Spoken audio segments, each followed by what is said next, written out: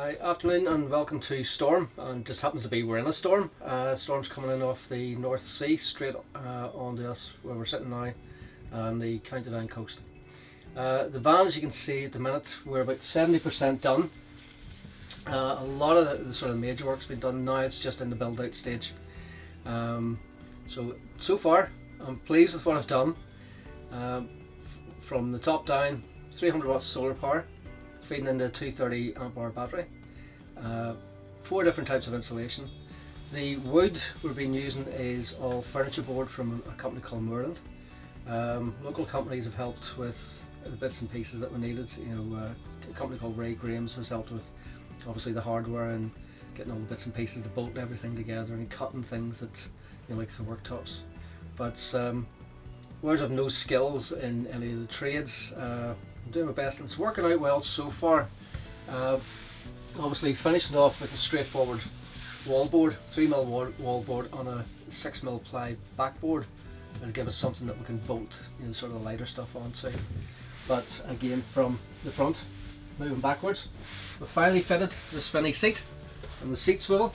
It took me a couple of goes because I fitted the plate upside down.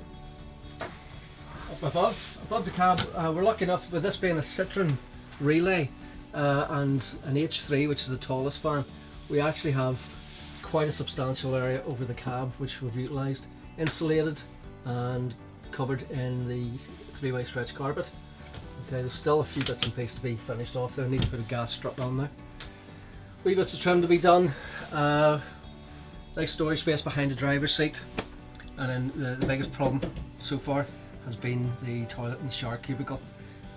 So we just need to completely finish that off inside. It's going to be turned into a complete wet bath or wet room, to make sure there's no leaks getting in anywhere. Apart from that, again, cassette windows, there's 5 of them, which were a bit awkward to fit to say the least because there's not a flat panel. So each window is sitting on a curve.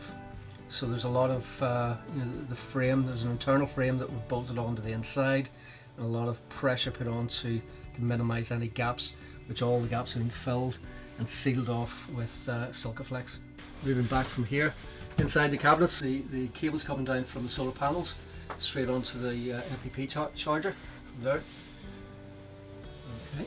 Again, all the fittings for the furniture board all came from Moorland as well. But so far so good. Quite a bit done, an awful lot to do.